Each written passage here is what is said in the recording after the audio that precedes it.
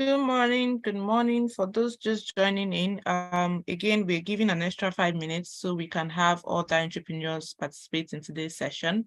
Once again, welcome on board. Today is actually our last training session for the SMEDAN Entrepreneurship Program, and so glad to have everyone join us again on today's amazing session. Please pardon us, by 11:05, we would officially kickstart our session for today. So we just want to give room for others to join in so we can officially start. Thank you so much.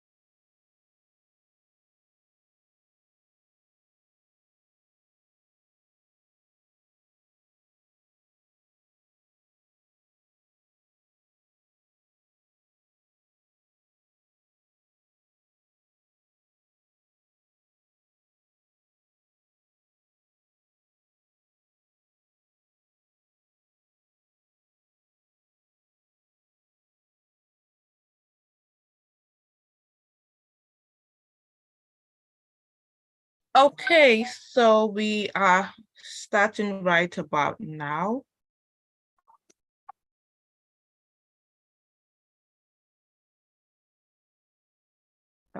Just a minute, please.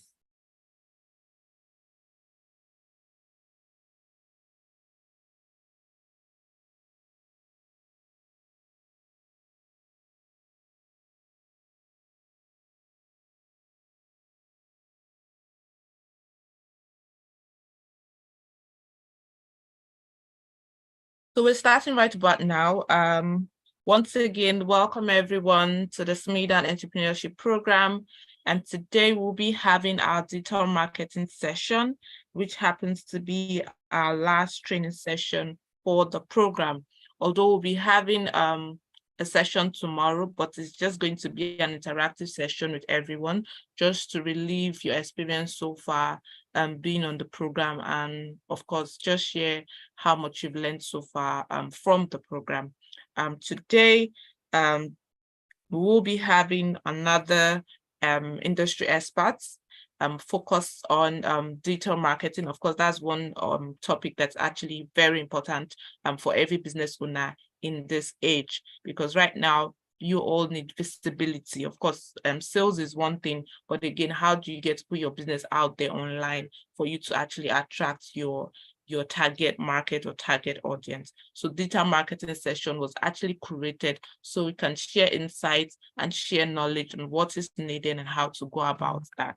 And so we will be having an expert take us on to this session just to share more knowledge in that area. And today we'll be having Mr. Ajala Ibrahim. And I'm going to be giving a very short introduction as to who he is and what he does just before he takes on what we have for today.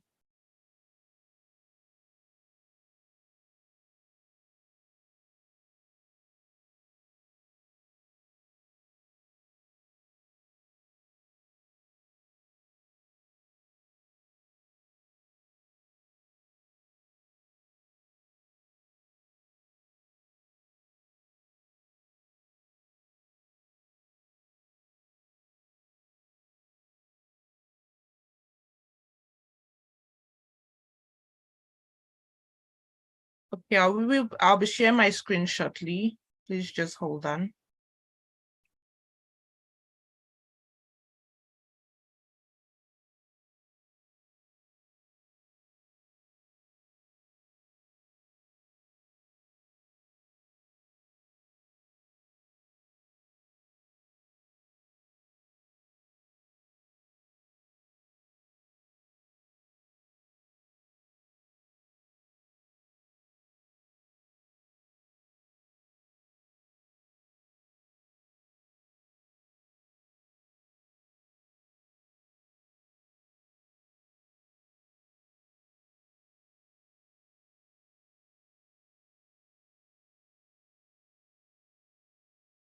Please, can everyone see my screen?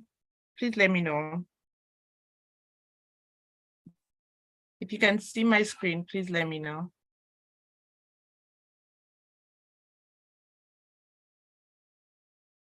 Okay.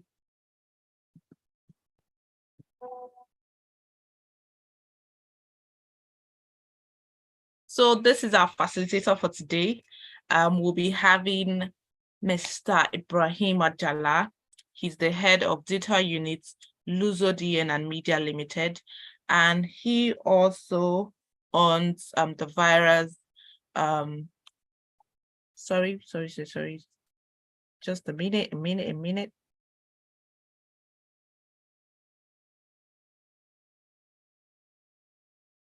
I'm trying to ensure our facilitator is here already. So sorry for the break in transmission. Okay, yes. So again, as you can see on my screen, this is the facilitator that will be taking us on on our session for today, which is the data marketing session. He also he's the head of data units, Luzodian and Media Limited, and he also owns Fires and Signals Data Agency. He is a seasoned data marketing professional. He blends a diverse skill set, industry certification, and with over 7 years of experience to deliver exceptional results. He excels in growth strategy, content development, media buying, SEO, SEM, and social media management, with proven success in boosting client acquisition and ROI across multiple sectors such as e-commerce, real estate, marketplace, and learning management system.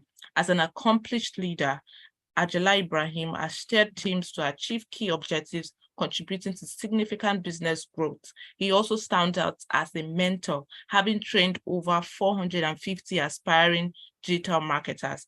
His wide-ranging expertise and ability to foster strategic partnership makes Ajala Ibrahim a dynamic and influential force in the digital marketing field.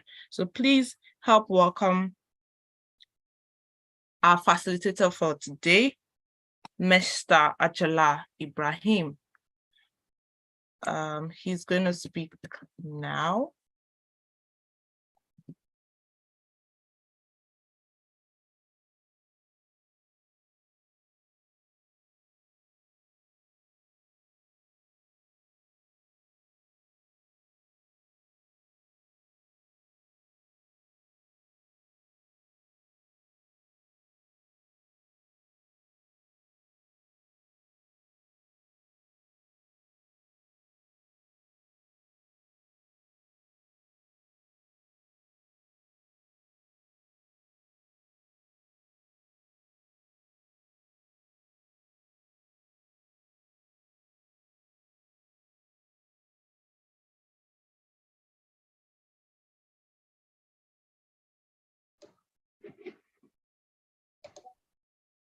Hello.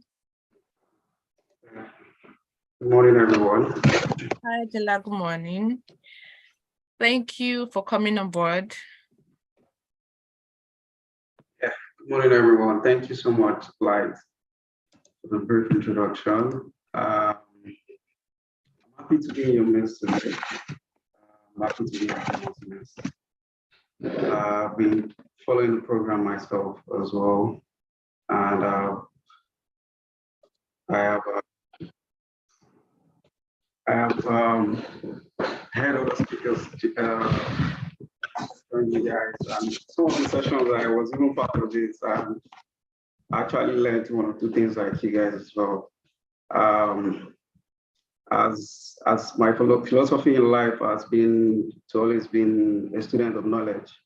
Some of the things that you guys have been discussing so far has been really insightful and interesting. But now I'm coming from a marketing perspective now. I want to talk to you guys about marketing. I want to talk to you about different ways you can actually optimize your business for visibility using digital marketing as an approach, right? So I would like to know, can everybody hear me? Can you see me? Can you hear me? And we can hear you clearly and we can see you as well. All right. Thank you. Thank you so much. All right. So I'm going to be discussing marketing and digital marketing in general with you. And I would like to give you some perspective on how you should approach digital marketing for your business and how you should also prioritize and why you should also prioritize digital marketing in today's world, right? So I'll go right ahead and share my screen now.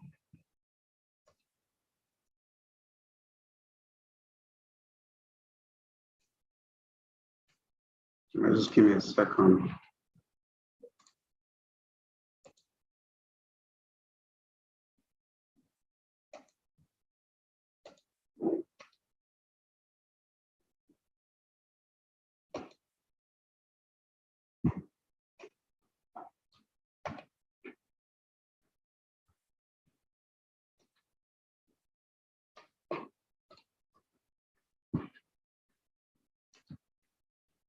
All right, let me share my screen. I hope you can see my screen now.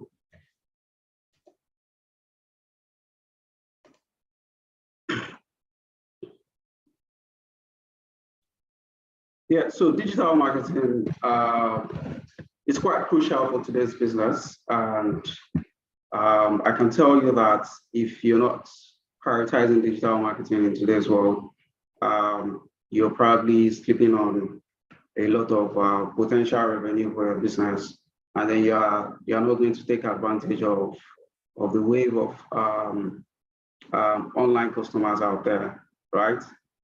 So digital marketing is essential, it's crucial, right? It's crucial for every businesses in today's world. And I can give you a quick example, right? Before the pandemic in 2020, right? A lot of businesses were not taking digital marketing serious. We'll coach businesses, we'll talk to them about why you should try out optimizing for online visibility, ensure that your business is online, people can discover you, people can see you. It has a lot of advantages to a lot of people, right? We try to establish that with a lot of business owners, but they were not seeing, they were stuck in their traditional ways. And they kept saying, you know what, I'll do this later, I'll do it next time, we'll do it other times and whatnot like that. But immediately the pandemic struck, right? We saw this surge of business owners coming to us back. Oh, that thing you guys were telling us about, we think we are ready for it.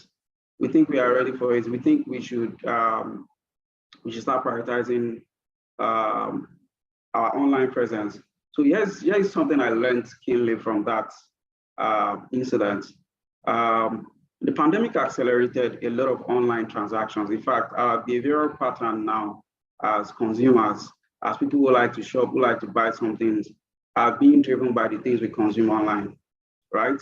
So that being said, it's now an important factor to consider anytime we are trying to set up a business. Now you have to factor in the fact that you have to do marketing, and marketing is an essential component in a business.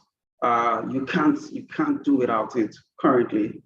You need to market your product or service. You need to preach the gospel of your product or service to potential customers. Let them see what you have to do. Let them see how you can help them, how you can transform their lives with your product or service, how you can make life easier for people as well, right?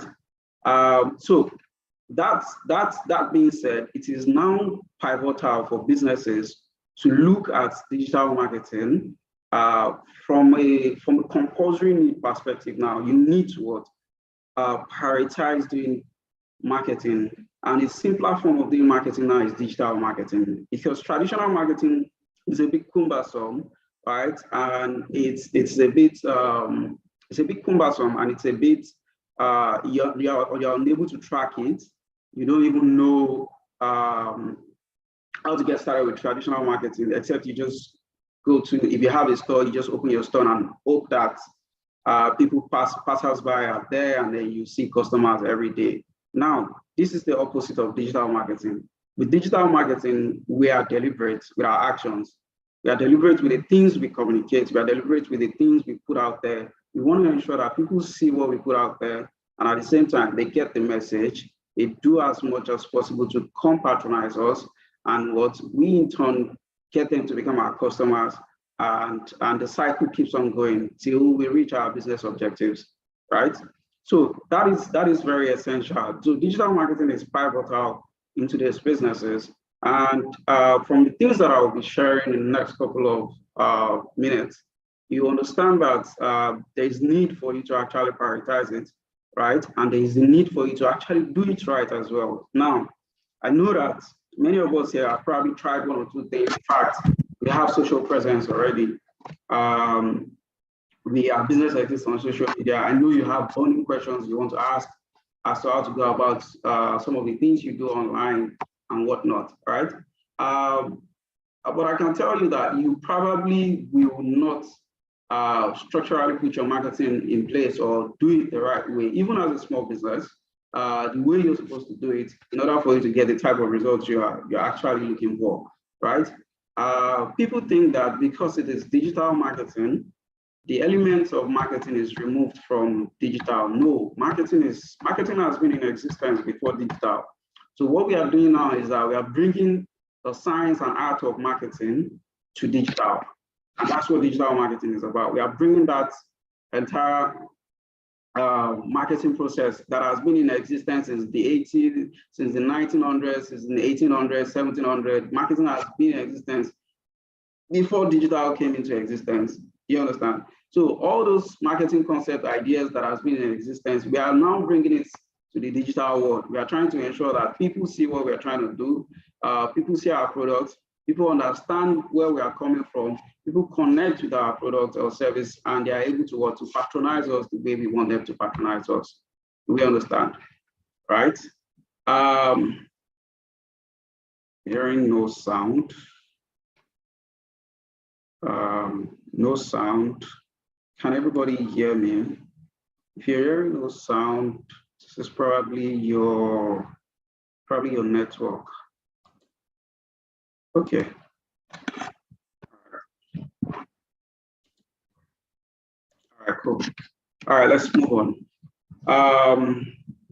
If you can't hear me, it's probably your network. I think you should try to disconnect and reconnect back. You should be able to hear us then. So I'm going to move on. So what is marketing? Like I've rightly mentioned earlier, marketing is essential, but what is marketing? I feel like a lot of people think, I had a snippet of the sales conversation you guys had yesterday. And interesting perspective, prospect your potential customers, closing on them and whatnot. Very, very insightful. Now, marketing complements sales, right? It helps sales become easier. You understand?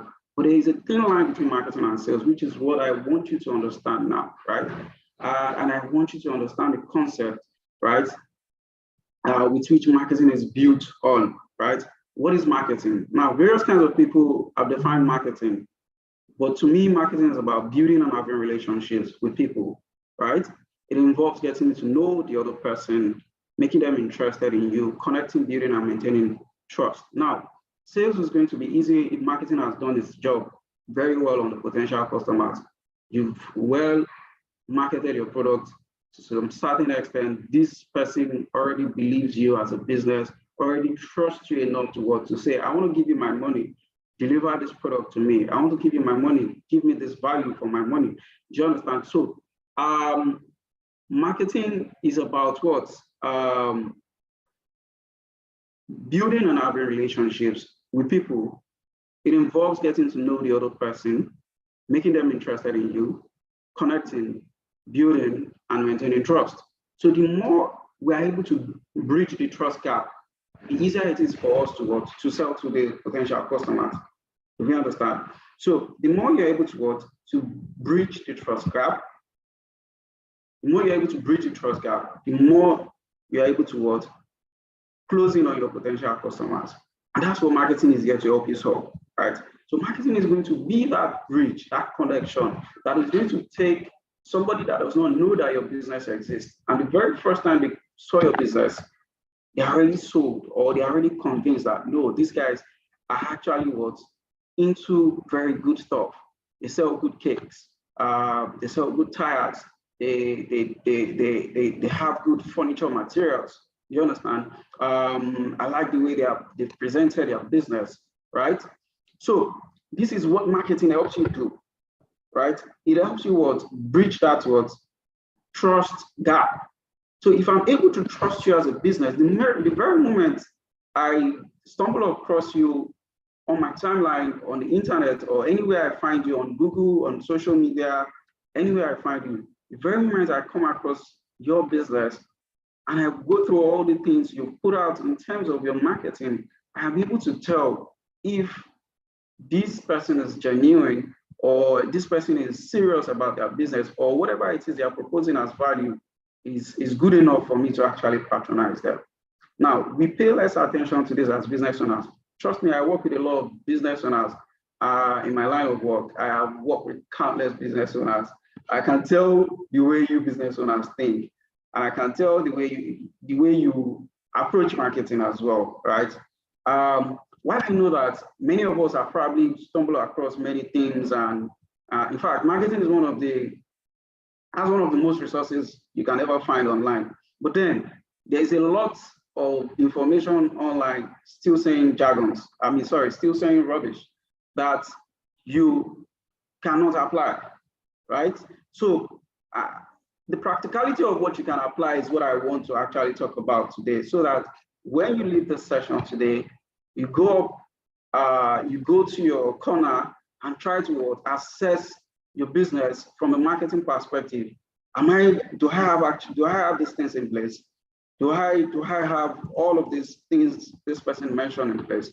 Can I put these things together to ensure that we strive as much as possible to market our product or services? Then I'll be mentioning one or two tactics you can use to boost your business profile online, right? Yeah, and one of the most easiest thing to do as a digital when it comes to digital marketing for business is that digital marketing has the most tools for you to use. In fact, life made easy for business owners right now.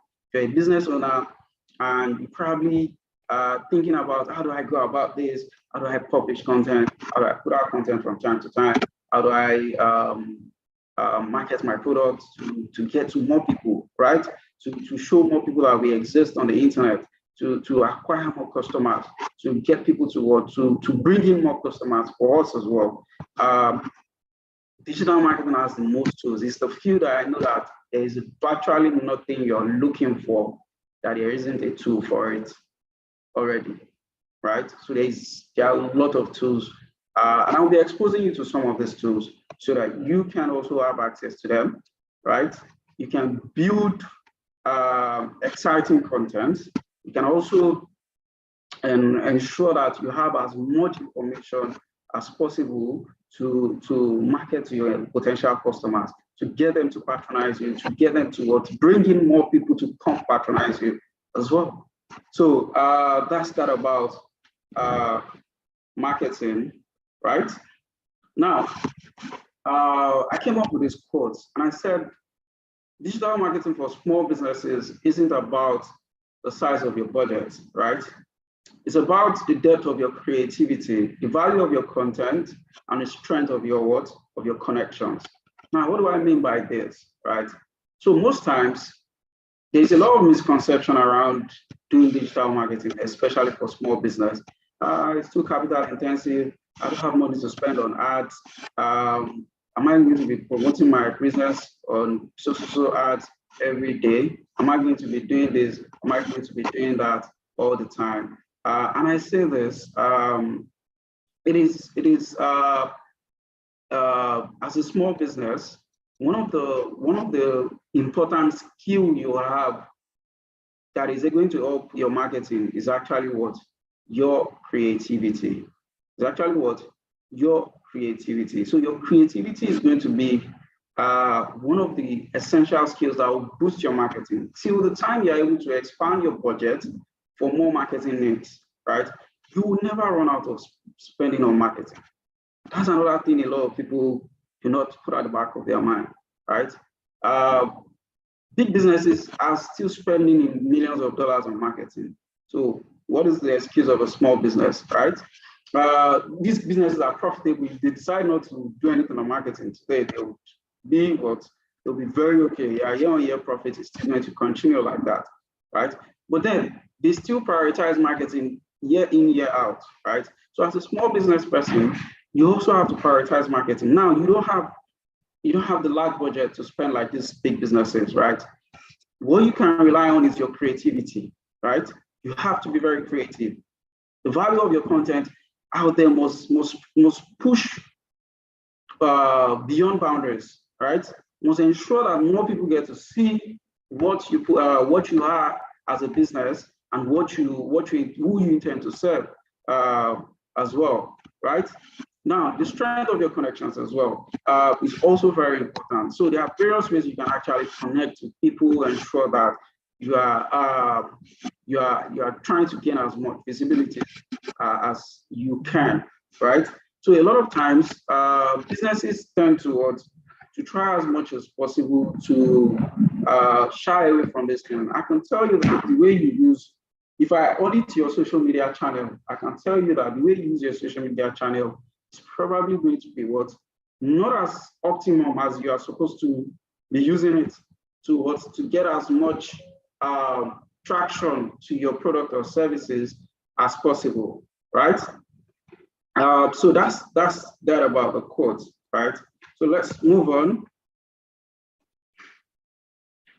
So the next thing I have is there are common misconceptions that a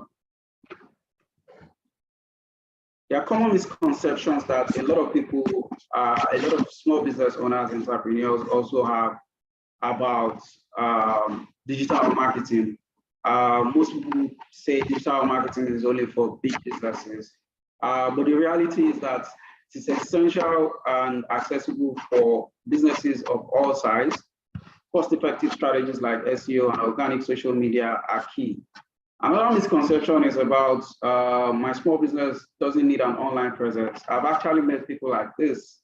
It's an hard sell to them. You just feel like, nah, nothing. But then I think everybody is coming to the realization that you need to be present online right now. In today's digital age, customers expect businesses to have an online presence. It's crucial for credibility and visibility. Now, let me give you a good instance now, which we are still going to discuss subsequently, right? If I go on Google and I search for your business and I do not find you, there's a high possibility that I may not want to patronize you, right? So you see that credibility, you see that the fact that you should what have as much you should have as much information as possible about your business online. It is very essential. It is very, very important, and it is very, very it's very, very okay for you to actually put your business online, the business out there online. So there are some customers that, remember I said earlier that marketing is about building trust, ensuring that you reduce the trust gap. Google is a trusted search engine worldwide, right? One of the biggest search engines around the world, right? Now, imagine that your business is on Google, and I'll give instances of businesses that are actually taking advantage of this. I'll give you case studies as we move on, right?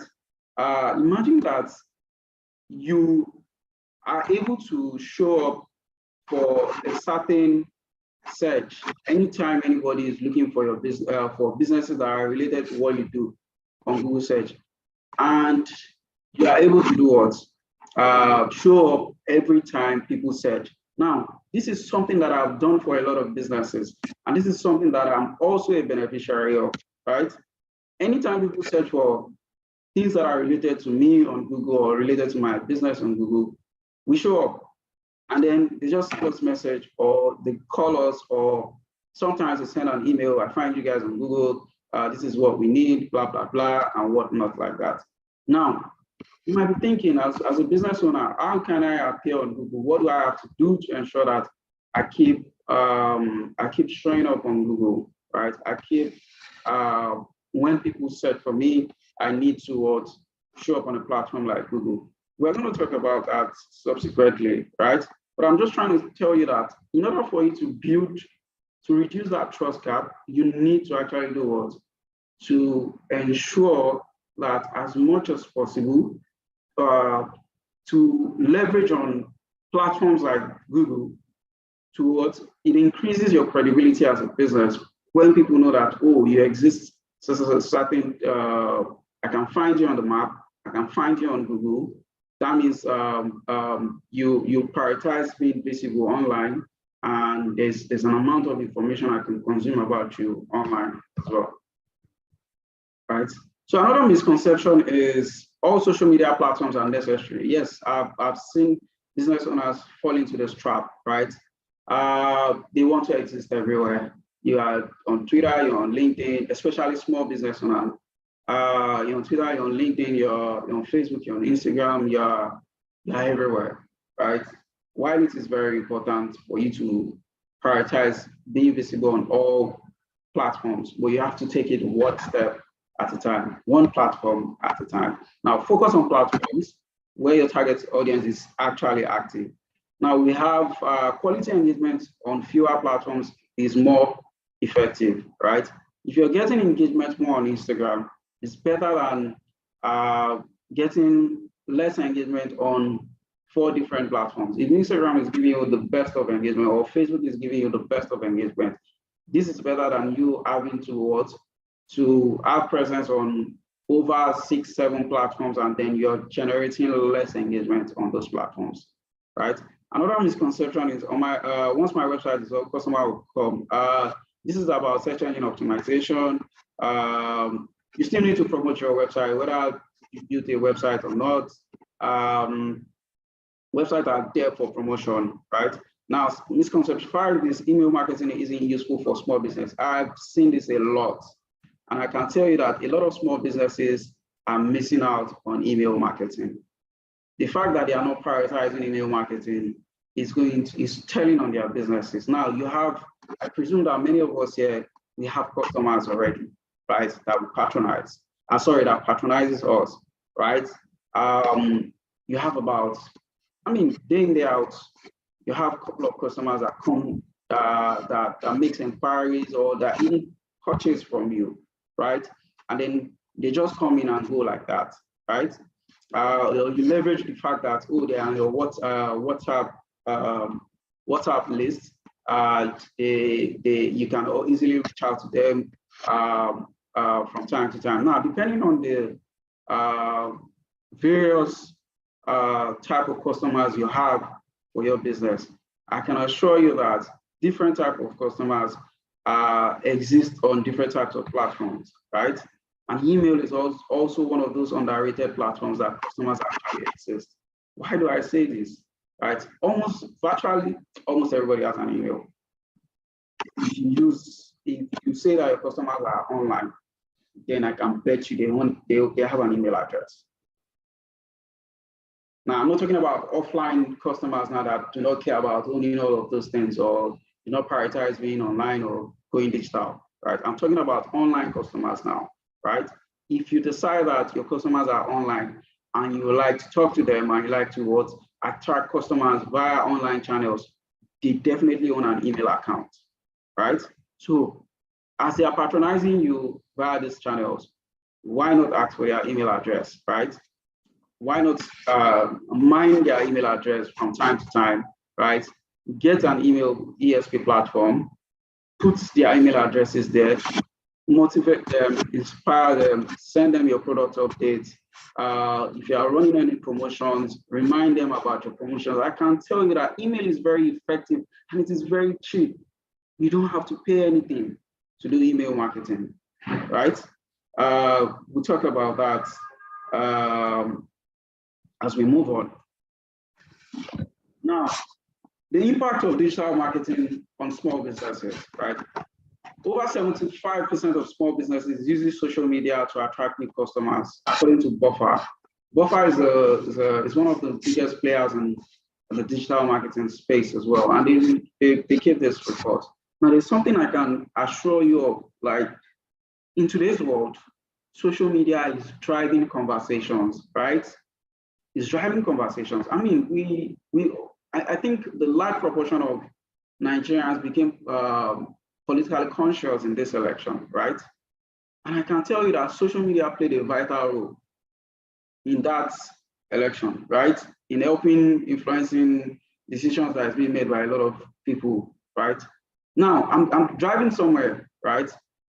Where I'm driving at is that if we are socially conscious and we stumble on our social platform from time to time with our social media channels, there is an enormous amount of opportunity for you as a business to tap into conversations that happen on the digital space.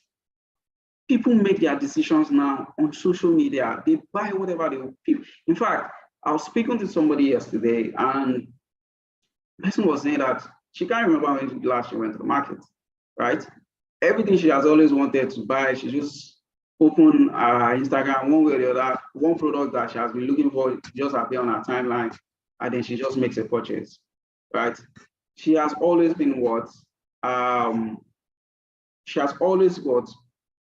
patronized. She said since this year, she's always been doing all her online purchases on social platforms. She'll just see a product she likes, discuss with the vendor, blah blah blah, boom. She's made an order and whatnot like that. You understand? So if conversations are happening online, if decisions are being made, right? So consciously, consumers are adjusting. For example, in Nigeria, consumers, people who are potential customers, are adjusting to the fact that they can actually prioritize buying online right now. People are actually even though there are a lot of unscrupulous elements out there that is trying to soil people's images and businesses, but I can tell you that we've adapted more, and this is why I'm thankful to this is why the pandemic is somehow a blessing in disguise in terms of consumer behavior, right? We've accelerated. It took us years to get to where we are, where we can actually start making transactions online on the internet, right? People are now able to trust businesses. So what we are saying is that 75% of small businesses use social media to attract new customers. And if we can use social media to attract new customers, we have to do it the right way. Now, email marketing has an average ROI of 122%. for small and medium-sized businesses, 4 times higher than other marketing formats, according to Campaign Monitor. So, like I mentioned earlier, email, a lot of people are sleeping on the fact that email could be that changing, could be that pivoting channel for you as a business. Now, 70% of local consumers trust online businesses reviews, right? And this is very true. I go to Google now. Let me just show you guys an example. I'm on Google. I go to, I want to buy cakes. I'm in Yaba, I want to buy cakes. I'm in Yaba, Lagos. Buy cakes in Yaba, Lagos. I'm craving cakes and I want to eat cake, right? I type in that. Now, the first thing that shows up are these businesses here, right? I see this business. I like it. I haven't decided I'm going to buy from them. I see it. This is where their store is, right? The next thing I'm going to come is to come and read a review, right?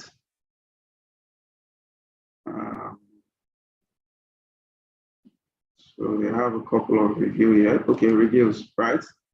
So according to a local guide, to a good place to order cake and confectionaries, quality cake maker, professionalism. I'll try to read as much review as I can get about this person before I start engaging them. So reviews are very important. They help what? They help businesses to, they help businesses to actually what?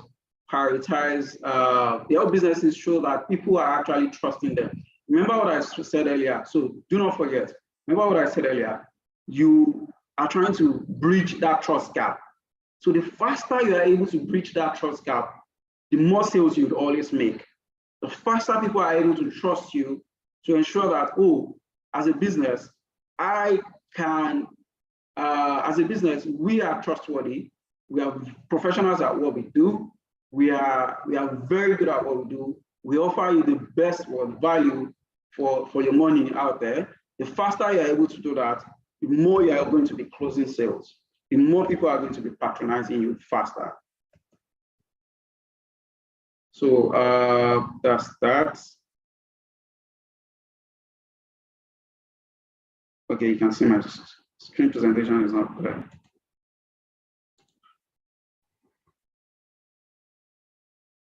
The screen is blurry. Okay, so let's do something about that.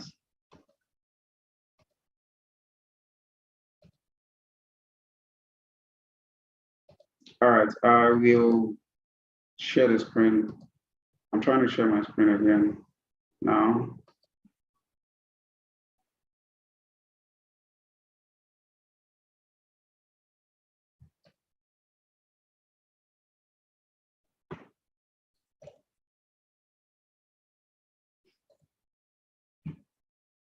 I hope this is better.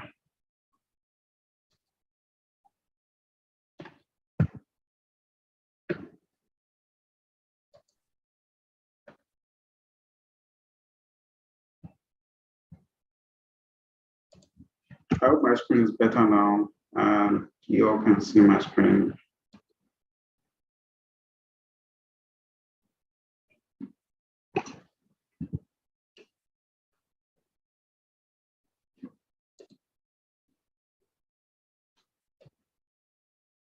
Okay, so this is better.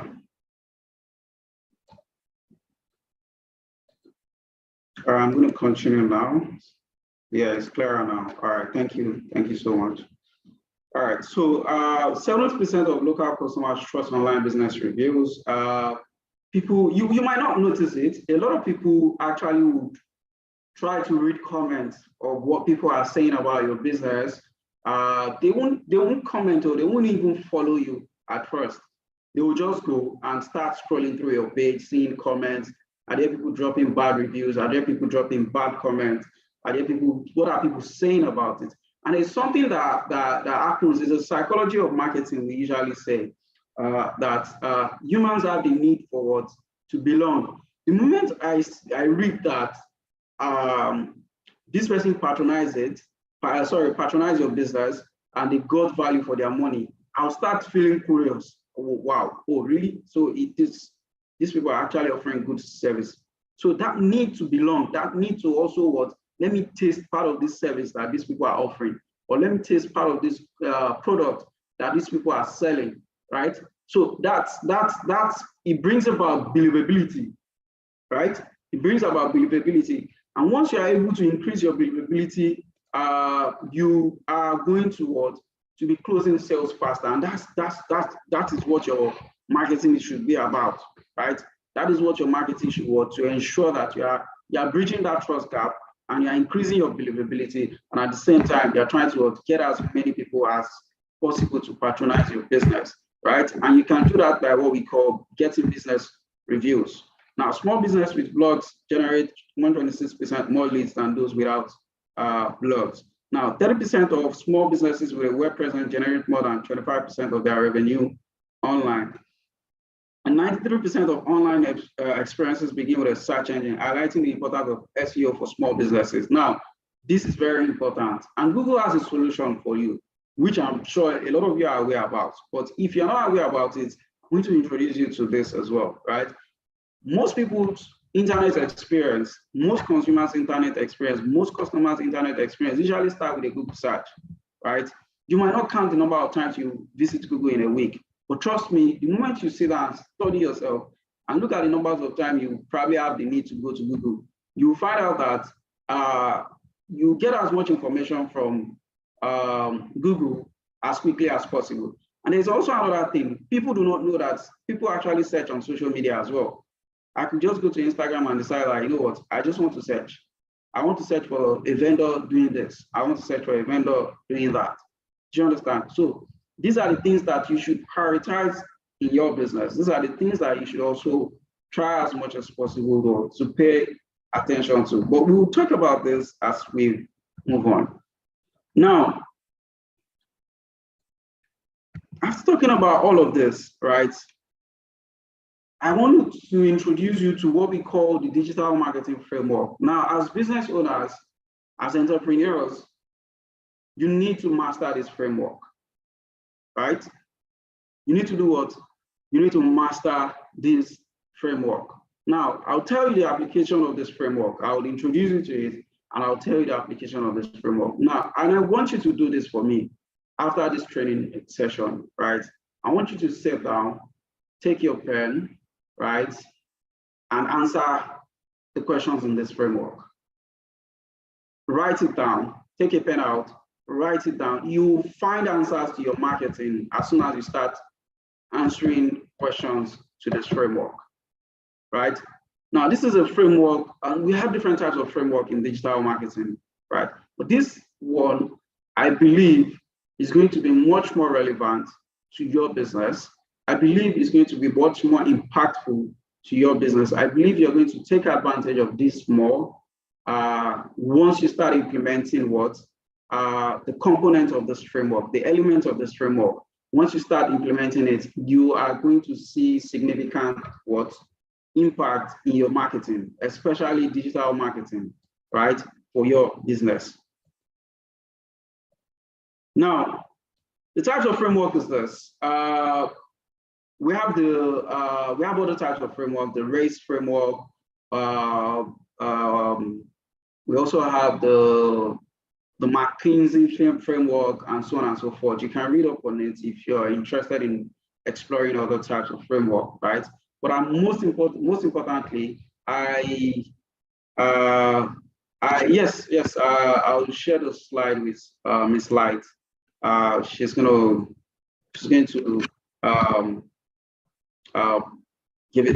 share it across to the entire member of this program, right? So the framework says what, who, why, how, where, when, and measure and optimize. What, who, why, how, where, when, and measure and optimize, right? Now, the first thing on the framework is what? What is your offer? Now, I've had the course to sit down with business owners and I ask them an important question. Many of you have what we call products, right? You have what you're selling, but you don't have an offer for your product. Now, most people try to confuse having an offer, right? And having a product. You're selling cakes, you're selling Crocs, you're selling shoes, bags, you're into service related, you're a cleaning company, right? You have products, right? That are a function of your business. The product is the reason why you established the business, right? But you don't have an offer. The offer is what the customer says, you know what, I'm going for this guy, I'm not going for the other guys. Now, don't forget, you are also not the only one selling your product, the type of product you're selling. There are a lot of players in the market too, right? Now, it's the offer you have for your potential customers that will distinguish you from your customers. Now, you need what we call a very solid offer. You need to have an offer, and an offer is not the same thing as your product. The product is your product. The product is what is going to give the potential customers the value they will be getting, right? Now, the offer is what is going to package your product in front of these customers and will make them what? You know what? I empty my account for you.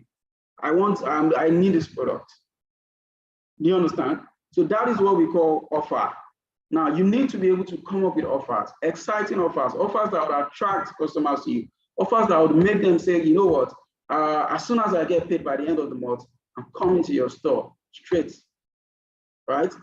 That is what we call offer, right? And there are various examples of coming up with different types of offers, depending on what your business is capable of offering as at the time you're operating your business. So businesses have different kind of offers for different kind of customers.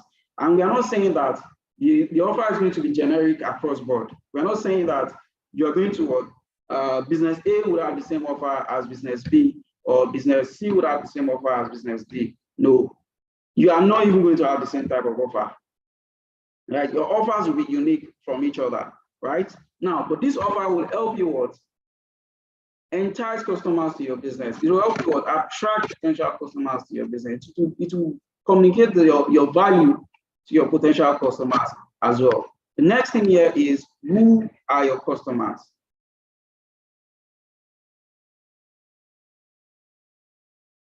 Who are your customers, right? Who are your customers? Your customers, this is another challenge a lot of businesses have, right?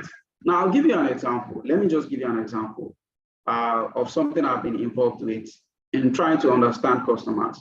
Most times, we usually think about customers as everybody, right? I mean, we are launching a business now. Everybody should be interested in buying this product. It's a food business. We deliver to anywhere in Lagos, or we deliver to anywhere in Abuja, or in Port Harcourt, or in Uyo. We have different variety of products. Anybody that is hungry should be able to know that they should come and buy this product. Now, that's what you're thinking. But the customer is not thinking about it that way, right? That's what you're thinking, but the customer is not thinking about it that way. So how do you know who your customers are? Now, a perfect example I'll give you is this. So there's a company I worked with, right? There's a business I worked with, right? They supply, it's a service-based company, right? They have chefs, mobile chefs, right? So what they do is this: you need a chef, you contact them, they send a chef to your address, the chef cooks for you, and the person leaves, right? It's a very good service, and we have tractions already. We have currently, in fact, the service is so good that a lot of people are actually seeking to, because people are actually tired of cooking themselves and whatnot. After a very stressful week at work, you still have to cook over the weekend. So people that we are focusing on are people that have, and it's very cheap. The service is actually very, very cheap. Now, let me give you the instance that happened. So we think our thought process was this: when we were putting out marketing materials for this type of service, right? We thought that people who are single professionals, and they're usually very busy. Even their weekends, they rarely have time. They will still try to work. they'll still try to ensure that they do one or two little tidings they can do. So they barely have that time to make food for themselves. And the package, the chef package also comes with cleaning package. So a cleaner would also come clean your house. At the same time, a chef would also come make food for you. You can make an entire 1 week food for you in 1 day, right? Different varieties. The chef would also go to the market to buy the product and whatnot. So here's what we were thinking. We're thinking single people who were single and going to they work 9 to 5, or they are entrepreneurs, or they just barely have that time to actually cook, and they are usually they would prefer to eat homemade cooked food, right? Those are our thinking. Now let me shock you. When the market responded to our product, right, we find out that this is a business in Lagos, right? And you're very familiar with Lagos. We have mainland and we have island, right? Now we find out that people that actually ordering for the service are actually married women. Married women. So initially, when we drew out our plan, we thought that this product is going to be suitable for this set of people. We put married women or married people as part of people that will have the potential to order for this service, right? But what we did not focus, our marketing did not focus on them majorly. All it took was one person, two person. The word was just spreading across. It was just like, we build this business for them. Now 89% of our customer base are actually coming from them, right? And this is because they're actually the ones that need it more. If you think about it, they have what? They have kids to take care of. They have, and some of them run businesses. Some of them actually go to work 9 to 5 and whatnot. So we were able to streamline our marketing communication, our content, to focus on them as well. Now we kept getting more customers from that demography of our audience, right? Now this is not to say we didn't get single people. We got a lot of single people as well, right? We got single people. We got even married men, right? We got them too as well, that would like to just get it for their spouses and whatnot, right? But what I'm trying to tell you is that we thought we knew our customers, but when the market reacted, we had to adjust who we think our customers are, right? Now, this takes me to how to identify customers. Now, customers, you think you know your customer. Yeah, these people now, they go to this thing, this one, I should be able to know them. Now, you need to keep iterating who your customers really are, right? You need to know your customers. I used to use a phrase, you need to know your customers like you know your next door neighbor. Now, if you've been living with a neighbor for about 2 or 3 years and they own a particular type of car, the moment they press their own, you know this person is back. Or one way or the other, there's a certain type of interaction you hear that you just know that, oh, this person, even though you don't know what is in their heart, you can't predict what's in their heart, but you're able to study them, you're able to know their behaviors, sort of, right? You should be able to predict your customers. You should be able to say that, oh, at the end of the month, this set of my customer base usually gets paid. Now, we need to ensure that we are positioning our services or our product to them. Ensure that as soon as they are collecting their pay, this product, they've already said they'll come and purchase from us. We make it available to them. We ensure that we increase our visibility. And I used to say something, there is nothing like over communication in marketing. There's nothing like over communication. In fact, over communication brings in more sales, right? Communicate as much as you can. Do not relent. Be consistent with it, right? But there's something like under communication, you feeling like, I've talked today now, should I talk tomorrow? It is when you don't know what to talk about. That is when you would be saying the same thing and over and over again, right? You should have a flow to your content. You should have a flow to your content. You should have how you can put your content out there that would ensure that people see your product from different angles, from different marketing angles. Once you're able to do that, it will appeal to the audience you're actually looking to appeal to, right? So you need to know your customers. You need to know what drives them, what motivates them, what inspires them, what will make them, what will push this person to buy my product. These are the things you should be talking about as a business person. Now, the next thing is your customer journey, right? Every customer goes through what we call a journey sequence. Now, this might be foreign to a lot of you because you probably would be thinking as what is a journey? Do customers travel, right? Do customers travel? Do they enter bus to come and buy our product? That's not the journey we are talking about, right? The journey we are talking about is actually a sequence of events that happens before a customer buys your product. Now, paint an instance for you, right? Many people, and if you as business owners, you probably have experienced this countless times, right? And I'll explain it to you now, right? Some people just come to you. I'm interested in your product or service. What is the price? How do you deliver? Blah, blah, blah, and whatnot. And these people just go off. You explain to them, you even try to be as friendly as you can. You even give them your offers, which they say, I like it, don't worry, I'll be back. You think that they've forgotten about your product. They haven't. I can assure you they haven't. But they are also considering other options, right? Like I mentioned earlier, you're not the only player in your industry, right?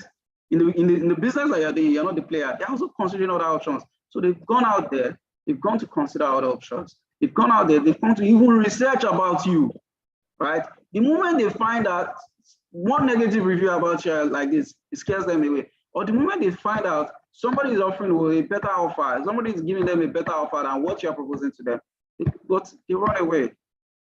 Do you understand? So you see that customer journey sequence, you need to ensure that you close in on your potential customers by providing them valuable information from the moment they become aware about you as a business to the moment they patronize you. Even after they patronize you, another thing a lot of business owners do mistake on is this. Now, the moment somebody patronizes you, you abandon them. No, you do not abandon a customer that can still come back and patronize you. And this is where email marketing comes in. This is where you have to keep their contact. This is where you have to check up on them. This is where you have to send them lovely messages. Remind them that your business, you're still in the product, you're still in the business of of doing whatever it is you're doing for them or you did for them in the past, right? So your journey, that journey sequence starts with a customer becoming aware about your business, becoming interested about your business, desiring your business, taking the action you want them to take, and at the same time even after they've taken the action, which most times is always about sales, right? The action point is always sales.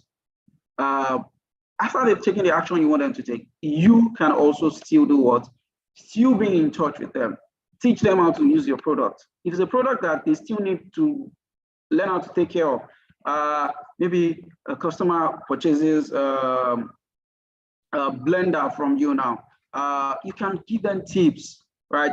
Send them important email, how to care for your blender or what to do when you have high electricity voltage and you have to use your blender, blah, blah. All of this information, you have to ensure that you still keep communication with them. Now, what this communication will keep on doing to them is they will refer you to others. They will refer you to others, right? They will be an ambassador of your business. These people still care. They still show that our business is still, they care about us, or they still show that they understand the usage of this product. They know this product so well, and they are ready to ensure that they give us optimum service even after we bought this product from them, right? So the customer journey sequence is actually from the moment a customer discovers you. Now, it begs the question again, how does a customer discover you? We'll discuss this as we move on along this session, right?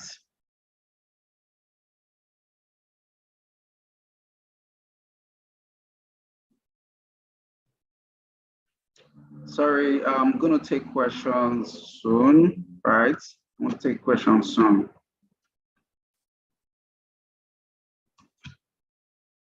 right? So the next part of the framework is what? Your why. You need to have a why. Now, another important information, another important thing I feel like business owners do not prioritize is having a strong why, which is what? Your marketing objective. You need to let me tell you, any marketing that you're doing, digital marketing that you're doing that does not have an objective is bound to fail. Now, you might be lucky. I do 1 or 2 contents. I get sales, 1, 2, 3. The days that you're not getting sales is because you lack a direction, right? You might be lucky, you put content out, you use your WhatsApp status, you share content on Instagram from time to time, you're getting sales, 1 or 2 sales. Yeah, it happens. You'll get sales. There's no doubt about that. But the days that the sales is not coming in, right?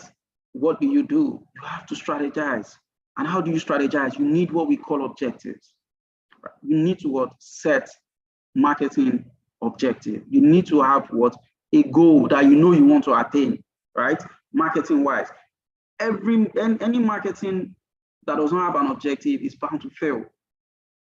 And if you don't have a direction, you'll just be doing anything. Today you're on social Instagram, tomorrow you're on Twitter, joining them to discuss something else. Next tomorrow you join the latest platform, Thread, right? You don't even know the essence of the platform, why it was created, or how you can leverage your business, but you are just there because everybody is there. And then once you lack direction, you will lack results, right? You need a marketing objective, and you need to set marketing objective according to your business capability, right? You need to You need to set marketing objective according to to your business capability. So setting marketing objectives is very crucial, is very important to the success of your business, to the success of your marketing, and to the success of your business. Now, marketing is a component of the business, right? Business has its objective. We have about 2,000 products we imported. We want to sell everything in the next 3 months so that we can import another 5,000 products as soon as we clear the 2,000 we imported. That's your business goal, right? But what is your own marketing goal, right? How do you intend to market that 2,000 products you already brought into the country, right? How do you intend to put it out in the front of your potential customers that is going to generate the type of sales you want, right? At this point that my business is in, our product is yet to be around. What are we going to be doing before the product arrives? You have to prepare down. You have to prepare the minds of your customers down. This product is coming, and it's going to do what? It's going to be very, very useful for you, right? So you need what we call a marketing objective. Is my marketing objective to increase awareness about my product or service? Is my marketing objective to bring sales to me?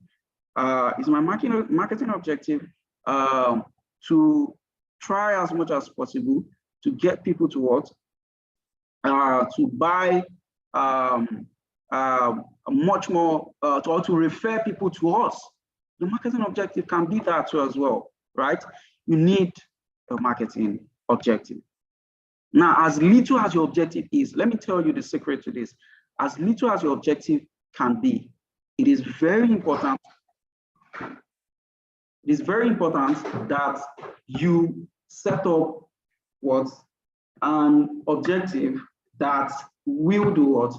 That will that is something that you can achieve. An objective that you know that once I set this, I can achieve it. We want to get 300 followers in this month of July. Can we achieve it? Yes, absolutely. It is achievable. What do we need to do, right? Okay, we need to publish content regularly, and we need to do some certain tactics that is going to probably do some ads as well, boost our posts about $1 per day to ensure that we get as much visibility as possible so that we can attract followers to our page. Do you understand? You have set an objective that way. So we'll discuss more on objective as we move on as well. Now, how is your message, right? Your message. And your message is about your content. right? Message is very important. You need to what?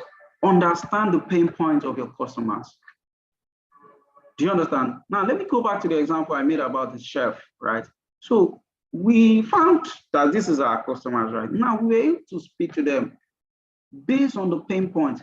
What is the pain point of the person that would require a chef, right? You're too busy to cook. Cooking is tiring.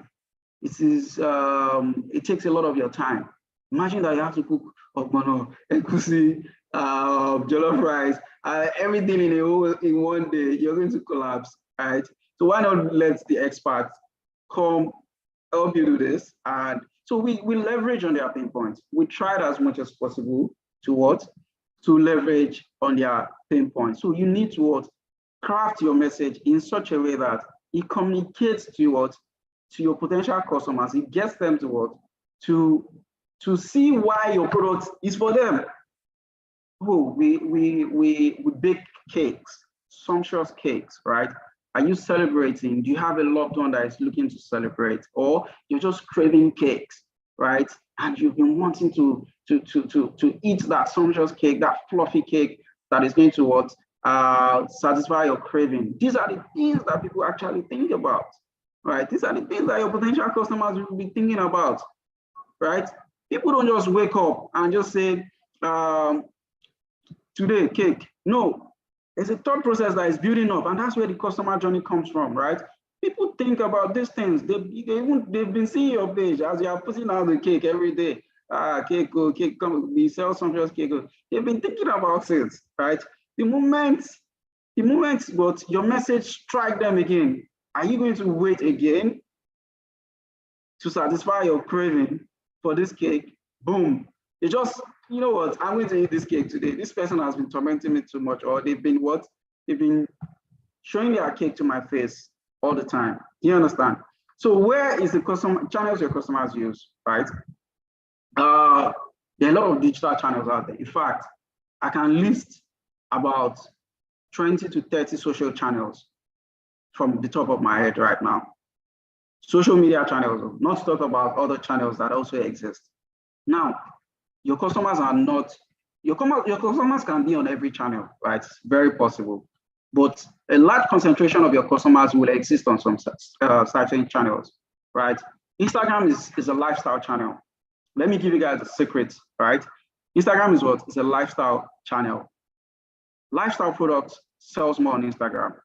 And what do we mean by lifestyle product? Product that would enhance, that would make people feel good about themselves, right? It goes well on Instagram. It sells well on Instagram, right? There's some product that does well on LinkedIn, right? Maybe you're into packaging of CV. You help people package their CV. You are a very good writer. You can package somebody's CV that is going to land them 20 interviews in 2 weeks. LinkedIn is your forte. LinkedIn is where you should wake up, eat, morning, sleep every day, right? A platform like Facebook. I call Facebook everybody's platform. Facebook is for whatever product you're selling. Just go to Facebook. Have a presence on Facebook. Have a page on Facebook, right? You will be able to what? Push and sell your product more on Facebook, right? What other channels do we have? There's so many channels out there. TikTok. TikTok is for visuals. There is a large proportion of audience, especially younger generation, that you can connect with on TikTok, right? Sharing insightful video content on TikTok. Now we have threads now, an Instagram like Twitter platform, right? That you can actually what? Use for the purpose of what? Of marketing your product or services. Now, there's a lot of what? There's a lot of channel out there. There's Discord, there's Reddit, there's Pinterest, now imagine that you are now, like I mentioned earlier, small business owners, they try to want to have presence on every platform, which is one of the things that hinders their product visibility on those platforms. Imagine that you are now trying to optimize for performance on those platforms. About 20 social media, how are you going to manage it? It's almost impossible for you to manage 20 platforms. Even your device that you are using. It cannot take it. These platforms are heavy platforms. They consume a lot of space on your device. It cannot take as many platforms. So pick platforms that you know you can actively find your customers, right? Now, let me give you another instance. So we also thought that for the chef, we thought that we'll be able to use Twitter. We have busy professionals, all these spray professionals there, right? That we also thought that LinkedIn will work. We also thought that Facebook will work. But let me shock you, the platform that worked most was Instagram, right? Instagram was perfect too for this product. We were getting DMs upon DMs about we need to schedule a chef appointment for Saturday, for next week Tuesday. The chef going to buy the product. Do you understand? Everything was just, it kept coming like that. Instagram was the platform we actually leveraged to actually get out. And it buttresses my point that I said earlier that Instagram is a lifestyle platform, something that makes people feel good about themselves, right? Now, the last but not the least is measure and optimize. Now, there's a popular saying I used to say, if it's not measurable, it's not digital marketing. If you cannot measure what you're doing, then you're not doing digital marketing. You are probably doing hope marketing. There's something we call hope marketing, right? Hope marketing is people, what our forefathers did in the past, where they would just open shop, right? It's a form of traditional marketing. You just open shop, hoping that people pass to and fro every day. Once they pass, when they see the product outside, they come in, they buy. It's hope marketing. You're hoping that when you go out today, but digital marketing is about deliberation. It's about the fact that you want to be deliberate about your approach to marketing. You want to ensure that as much as possible, you get people to see what you're offering out there, and you're able to measure it. How many people are able to see my content today? Now, if I have 300 followers, if I have 500 followers, if I have 1,000 followers, how many people were able to see my product today? If less than 100 people are seeing my content that I put out there today, simply means I might not make sales. So I need to ensure that we increase the visibility of this product. We increase the visibility of our content. We get more people to engage with us, right? In order for us to get as much visibility as possible. What you're doing there is you're measuring.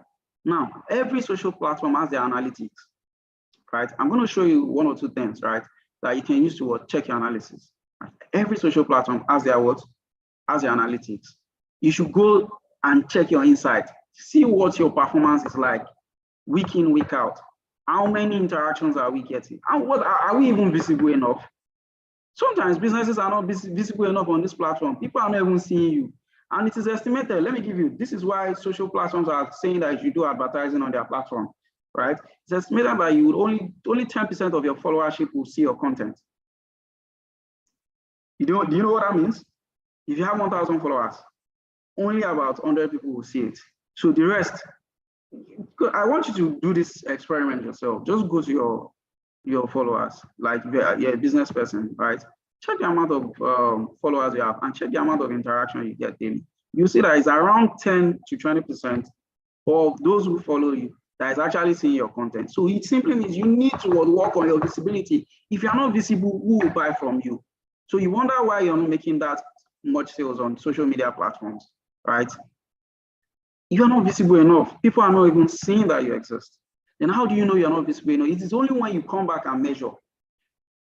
When you measure your performance, oh, this content we put out this week, how did it perform? How many people were able to interact with it? Do you get? It is then people see this content, right? Those that see it, right?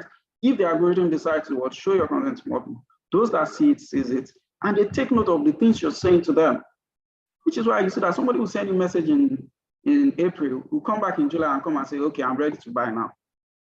That's the journey sequence I'm talking about, right? They see it, and you have to keep showing up. You don't have to say, I don't know what this. Do you understand? The other thing you can use to complement it is advertising. You need to do ads. You can't, let me be honest with you all, right? Let me be honest with you all. You can't do without digital advertising in digital marketing in today's world. You need to put your content, put your product or service in front of those that are not following you. They are also part of the people that would like to patronize you. you can't do without it. One way or the other, you need to prioritize what? Doing ads, right? And I'll talk about that as we move on. But before I start talking about some of these components, I want to take quick questions.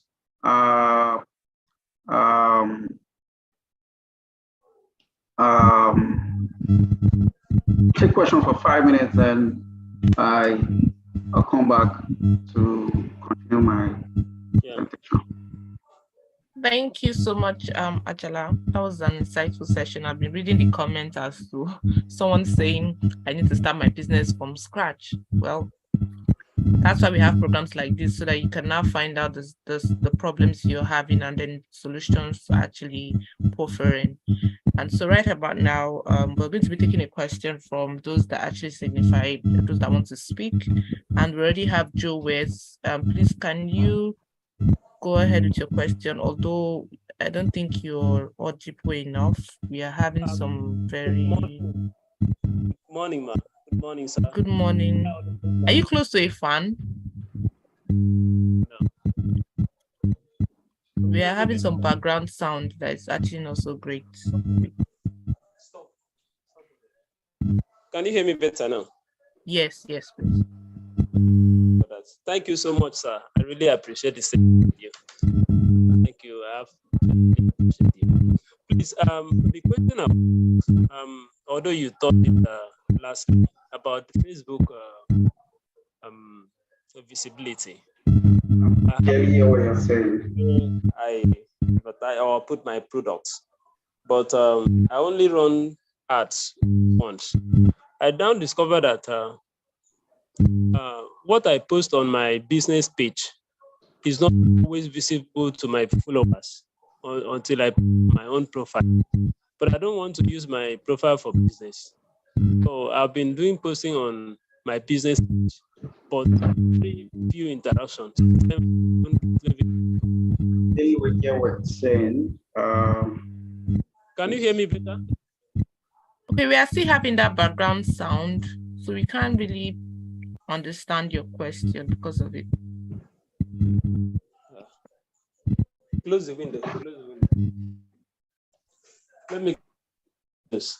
There is sound outside. There's no issue. Okay. Can you hear me better now? Yes. We can hear you. I hear you now. Okay. Thank you. So what I was asking is when I post on my business on Facebook, I have few interactions. Sometimes I won't have any interactions. If I use my personal profile, if I put on my profile, I'll have people that respond to it. But I don't want to be using my personal profile for business. Can I better use my business? So if I get you right, you'll have your Facebook page and your Instagram page, right? No, Facebook. My Facebook business page and my normal profile page, my personal profile. Yes. And the business page. But I don't have much interaction on the business page compared to my personal profile. But I don't want to be using my personal profile for business. Then how do I optimize the business page with a search engine optimization without running ads all the time? I don't want. All right. I'll take note of your question and I'll answer it as we just stay on the call with me. We'll answer your question as we move on. Thank you. All right. Somebody else. Should we take another one? Yeah, let's take one more. Let's have Elizabeth. Hi, Elizabeth.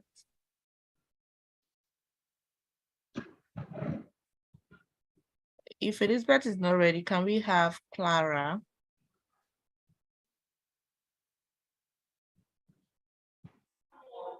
Hello, good morning.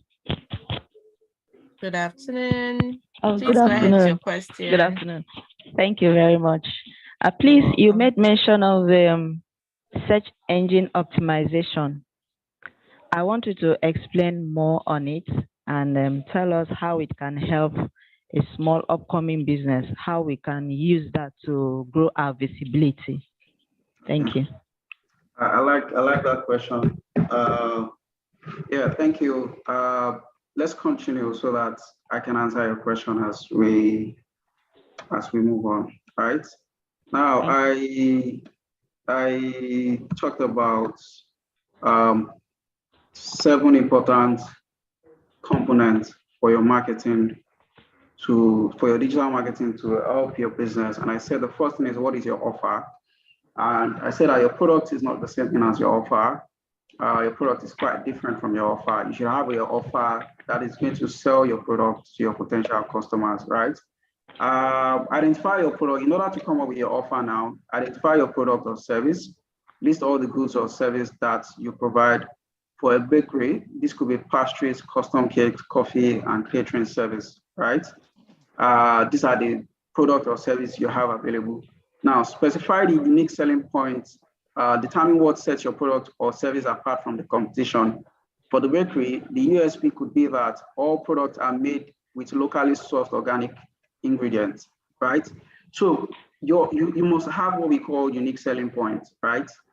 That is what is going to set you apart from the competition. Now, you're not the only person running a bakery. You're not the only person doing bakery. In fact, in your vicinity alone, you have about 20 or you might have about 5 or 10 bakeries operating, or mini bakeries operating around your vicinity alone. So why should I come to you and not go to others? These are the important questions I would like you to answer as a business owner.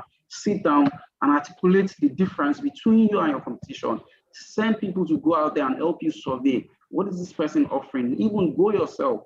These guys, go yourself, ask questions, know what the competition is offering, see what you can offer better, right? See what you can offer better. This is the only way you would be able to come up with a unique selling point, right? Now, describe the problem you solve. Clearly state the problem your product or service, clearly state the problem the product or service solves. For the bakery, this could be providing an high quality baked goods for people's daily needs or special occasions, right? So the problem you solve, you have to put it in your content too, that you share from time to time. We help people with, if you have any special occasion, birthday, wedding, engagement, whatever your cake needs are, our bakery is available for you to help you out. Our confectionery is available for you to help you satisfy your special occasion or help you celebrate your special occasion and whatnot like that. You understand? Describe the problem you're trying to help them solve. Let people know that you are capable of helping them solving that problem. Do you understand? Now, the next thing is clarify the benefits, right? List the advantages customers get when they buy your product or service. For the bakery, the benefits could be enjoying delicious, fresh food and supporting local agriculture. Like our products are fresh. We don't give you yesterday cake. That could be your unique selling point as well, right? We bake on the spot. We bake based on the fact that our products are, we locally source our products. We get exciting. We have different variants of cakes that you can actually patronize from us as well, right? Then you now craft a compelling offer.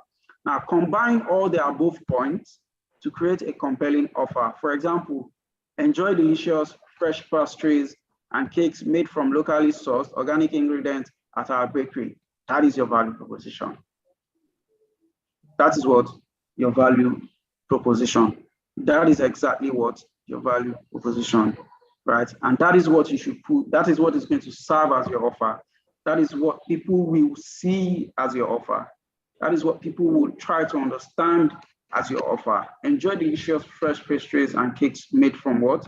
Locally sourced or organic ingredients at our bakery. Now, whether you need your daily coffee and croissants, a custom cake for a special event, or catering for your office, we've got you covered. So you've also tried to tell them in certain occasions that they can need your service. So if it's for catering to your office, so maybe you want us to supply your office, you want us to be the one supplying lunch at your office with cakes or dessert with cakes at your office, we are readily available for you. We can cater for all your needs. Do you understand? What you've done essentially is to craft out an offer that people, when they come across it, right, they see it as something that it is going to be attractive enough for them to want to take action. The next thing is, who are your customers? Now create customer personas, use demographics, psychography. Now, the way we think in Lagos is different from the way they think in Abuja. Lagos, they like rush. Now, in Abuja, is a bit more relaxed and chilled, right? This psychography, the way the certain type of people think in a particular location also affect the way they approach your product. So you have to take all this information into place. Now, to create profiles for your ideal customer. Now, our bakery may have personas like busy professionals, health-conscious parents, and event planners. Maybe your target customer is parents that are looking for, they don't want their kids to be eating cakes that will be making them fat or that will be making them unhealthy. Do you understand? And maybe that's the pain point your product is addressing. Do you understand? We provide healthy cakes. We've ensured that we measure the calories in the cakes that will try as much as possible not to make you feel unhealthy as soon as you consume it. That can also be your marketing angle. You understand? Or event planners. You know, event planners have easy access to potential customers, right? You can easily ensure that you are positioning yourself to target event planners. Do you have any events coming up by your best cake plug? Do you understand? You know they work with a lot of vendors. They will have a list of vendors. They work. You want to ensure that on every event planner list, you are there. Do you understand? On every event planner list, you are there. Do you understand? Also, why? Which is what your marketing objectives, right?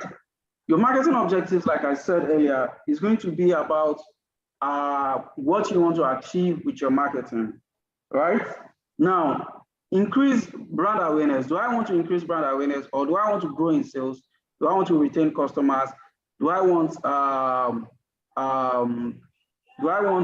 the bakery to increase in foot traffic and growing catering orders, right? What exactly is it I am trying to achieve with my marketing, right? Do we want more exposure? Do we want more visibility? Do we want to grow in sales? Do we want to retain our existing customers that we already have? So these are the things that you want to set as marketing objective. And also your marketing objectives should be SMART, meaning specific, measurable, achievable, relevant, and time-bound. So any objective that is not SMART is also bound to fail, right? Ask yourself, the marketing objective I have set for this month, is this SMART enough, right? Meaning, is it specific enough? Now, an example is this. The bakery might aim to increase brand awareness, attract more foot traffic, and grow catering orders by 20%. That is SMART. How is it SMART? It's specific because you already know that you're increasing brand awareness. So everything you're going to be doing with your marketing is going to be about increasing what? Brand awareness. Attract more foot traffic as well. We want people to come to our store physically as well, or grow catering orders.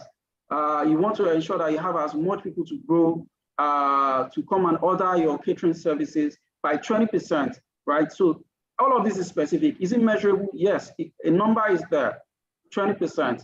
It means you have to grow by all of these things with 20% increments, right? Is it achievable? Absolutely, it is achievable. Is it relevant? It's relevant. There's no way a 20% increment in all of this will not affect the business positively. Is there a time bound to it? Yes, there's a time bound to it. Now let's move on. Your customer journey. Now you have to map out the customer journey from being aware to, from your customers being aware about you. Like I said earlier, where can your customers find you? What channels will they be able to find you? What channels am I positioning myself to be discovered on? Somebody asked a question about SEO. I'm going to talk about that when we get to channels now, right? What channels can I be discovered? That is where you should, that would be your awareness point. Now, if they search on Google for where to buy cakes in Uyo, am I going to show up, right? If people in Uyo are scrolling through your social media channels, right, is my cake company going to what? To pop up on their timeline as well, right? This is where you map out, how do I ensure that I capture a lot of people's attention, right? Then consideration, decision, and retention, right? What do I say to them after they are aware about me? Okay, this person has followed us now. What do I say to them to make them patronize us? They keep seeing our content, right, from time to time.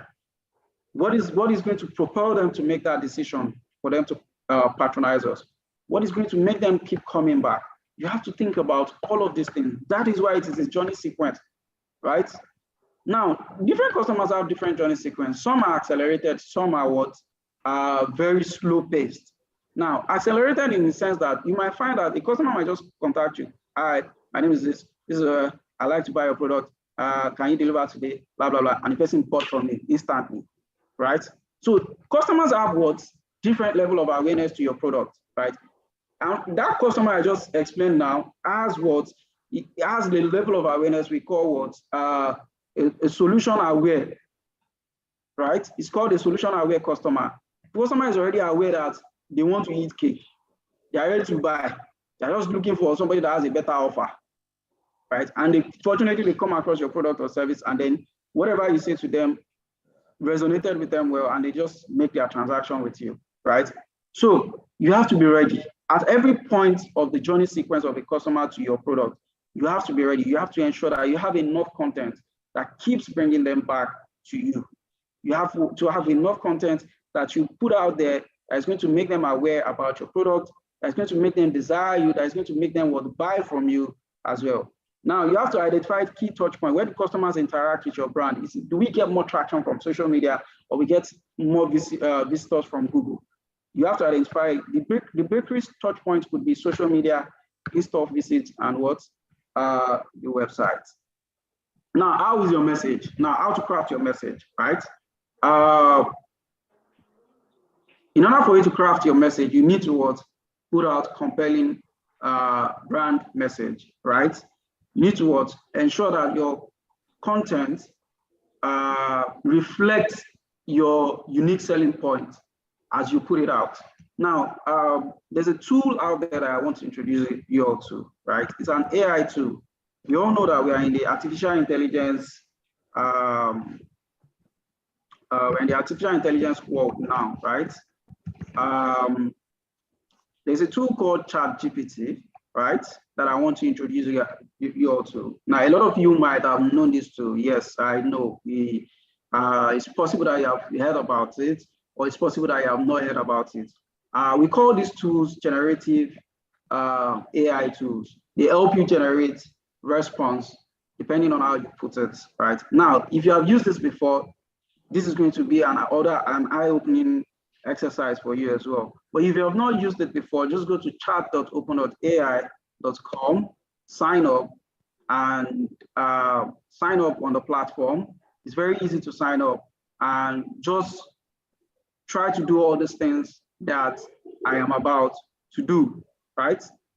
Now, I am a business owner. I run a bakery, and I want to generate social media content that I will later go and design on a platform like Canva to use, right? So how can I use this, right? Or you are a construction, somebody said, okay. Or you offer various types of services, and you are looking forward to actually do what? To generate content ideas that will help you what? Put out content out there, right? Now, let me show you how you can use this. Now, you can tell ChatGPT, say, use this prompt. Now, the best way to use ChatGPT is to what? To use what we call prompts, right? Use what we call what? Prompts. And what I'm typing is what we refer to as prompt. Now, I'm going to speak to the AI. Now, the more you feed the AI, the more information you feed the artificial intelligence, the better result it gives you. If you feed it less information, it gives you what? Less results as well. So I want you to do what? act as what? As a bakery, as a social media manager or a bakery storefront. We offer a variety. I'm just going, because of time, I'm going to just make this example. We offer a variety of bakery products, such as cupcakes, croissants,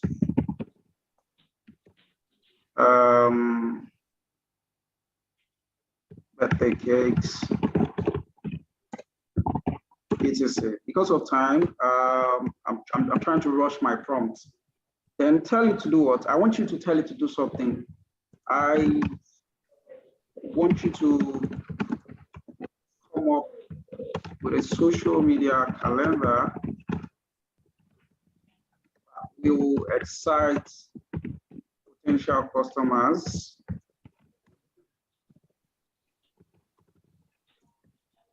to come patronize our product or service.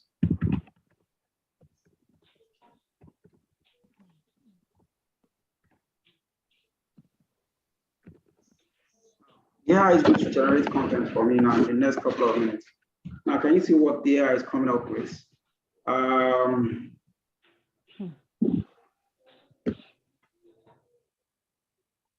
So the AI is giving me information. Now, this is useful for you as a business owner. Remember that as business owners, you are working on a tight budget. You might not have the time to actually start racking your head around content to create, right? What do I create today? What do I create tomorrow? Now, we have tools like this to help you. They are generative AI tools, right? They can help you generate exciting content that you can share on your social media, right? Mm-hmm. So it says week 1, post a high quality photo of your bakery storefront with a warm welcome message, encourage followers to visit and try your delicious treats. Day 2, share mouth-watering photo of your signature cupcakes and invite followers to indulge in their favorite colors. Day 3, feature a behind-the-scene video of your talented bakers creating croissants, highlight the craftsmanship and attention to detail. Day 4, run a contest where followers can tag a friend for a chance to win a free cupcake. If you can't see my screen, let me make it bold a bit. Day 4, run a contest where followers can tag a friend for a chance to win a free cupcake. Encourage them to spread word about your bakery. So everything you do here is going to get people to actually do pay attention to what you are doing as a business, right? Now, this content, you can now take this content and go work on it, design them on the platform like what we call Canva. Now I could take this one says announce the winning cupcake flavor from the week, or let me look for another one, share a customer testimonial showcasing their positive experience with your bakery and delectable birthday cake they ordered, right? Now, or introduce a new limited edition cupcake flavor and share an enticing photo that showcases its unique ingredients. Now, let's go to Canva now. I'm sure we all know Canva, right? Mm-hmm. Now, Canva is a very popular tool you can use, right? Now, I'm going to introduce you to Canva and another tool, right? Please, I want you to note all these tools down. I'll probably just also share this tool from, I'm going to share these tools from with Light so that she can pass it along to you guys, because there are some tools, because of time, I won't be able to explore them with you in order for you to actually create exciting content. But I'll mention a few of them, and Canva is one of it. Canva also has an AI platform, right? It can help you create AI. You can use AI to actually help you create some exciting designs too. Let me see where I could get their AI presentation.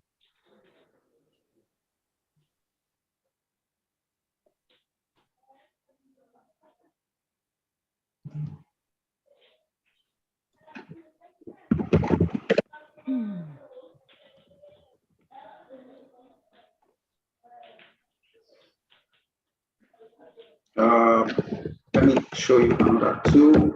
It's called Adobe Spark. I want you to also download this. It has a mobile app. Just go to your Play Store, your Apple Store, download Adobe Spark. I use this as an alternative to Canva. It's also very good, right? Adobe Spark. It has a mobile app, or just check for Adobe Express. It's similar to Canva, right? And you know Adobe now, they are in charge of Photoshop, and they help with all this type of content, right? They help you create exciting content. So I want you to go to Adobe Express and look it up and try to use it. It's similar to Canva. The same way you use Canva is the same way you use Adobe Spark as well, right? And it also has an AI element. Every tool out there now is using AI. You can use this Adobe Spark to actually, you can use it to create some AI. You can use, it has an AI element that you can use to create your product or service. That's how good it is, right? It's similar to Canva. Once you come here, come to Home, you will see generative AI. So just put what you want to create. For example, this prompt we generated from ChatGPT. Let me see.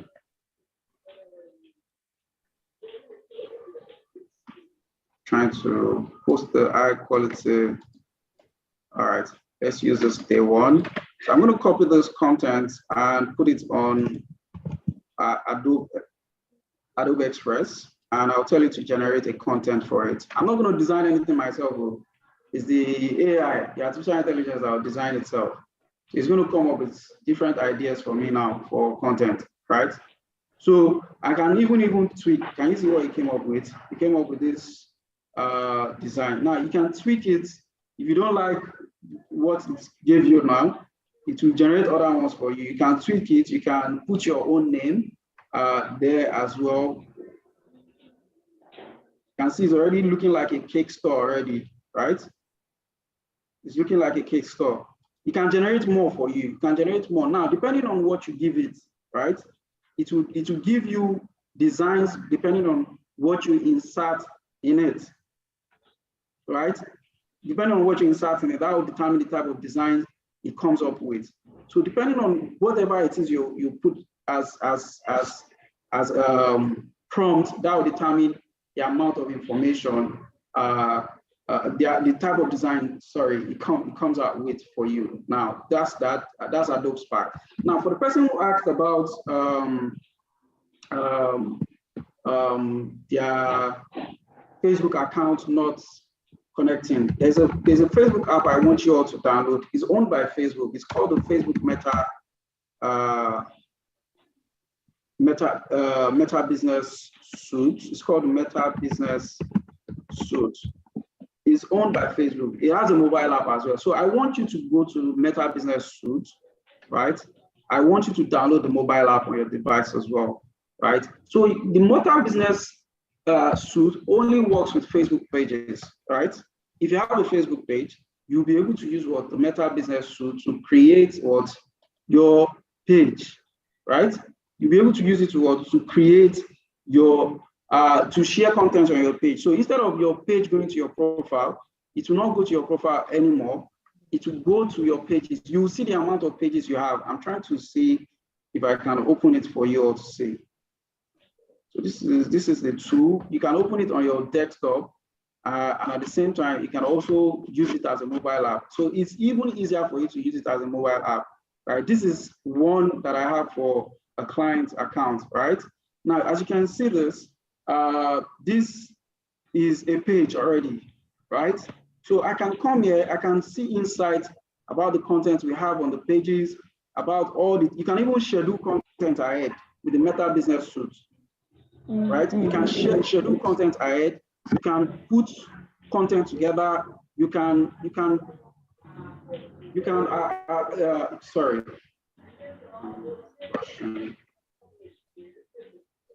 put content together, you can publish your content for your reels, for your stories, for your feeds, everywhere you want to publish content on. And it works for both Facebook and Instagram.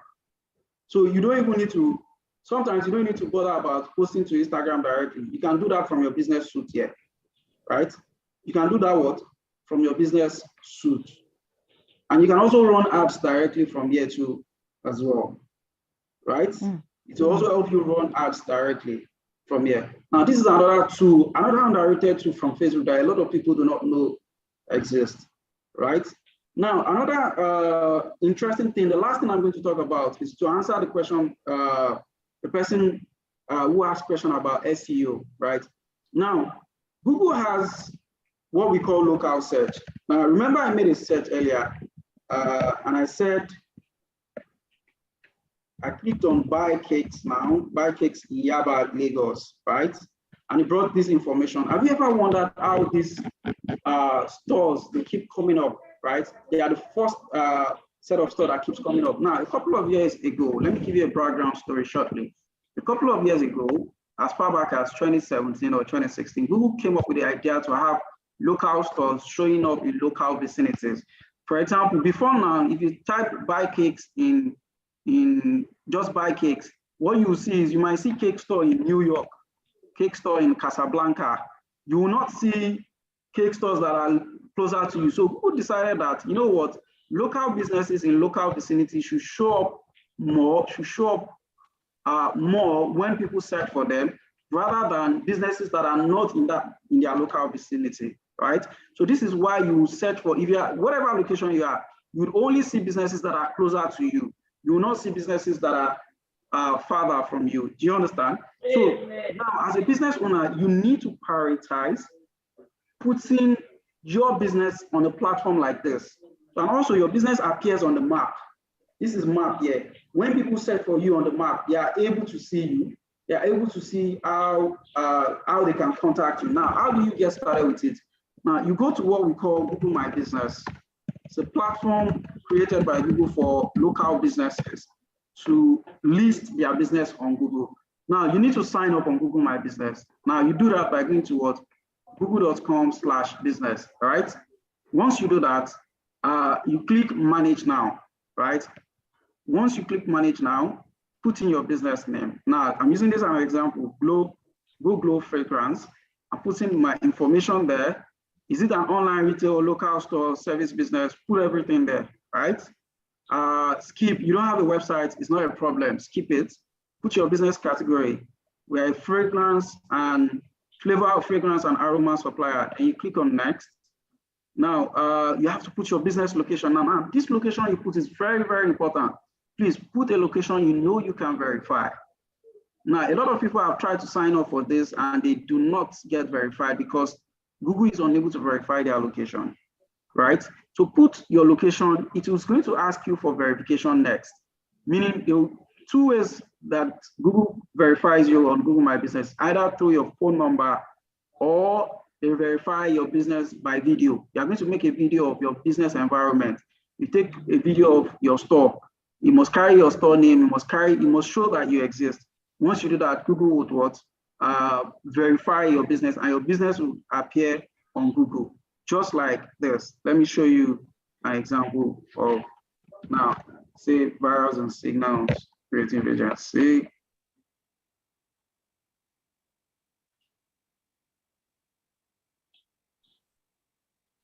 Now, your business will appear like this on Google. You will be able to see it on Google like this, and then you'll be able to what? It will have this verification check mark here, where you can actually do what? It shows that you're verified, right? You will see this verification check mark. Once you do that, you're good to go. That is one of the easiest way for you to actually appear on Google search. The only thing you need here is your verification. The only thing you need here is what? Your verification. That shows that what? You're a verified user of Google. And once your business is verified on this Google My Business, it is easier for you to actually what? Get people to what? To patronize you. It is easier for people to find you. It's easier for people to know that you exist as a business on Google, just as the same way I was searching for every other person on, while I was trying to buy cake, and I'm getting all those results. It's the same way your business will also come up. You need to verify. As you can see, 226 customer interactions this month alone for this business, right? Now, and you keep seeing the stats. You keep seeing the stats. And another thing that I want you all to prioritize is this: whenever anybody shops from you, always ask them for a review. And this is why good customer service is good. Good customer service is also a very good component of what? Marketing, right?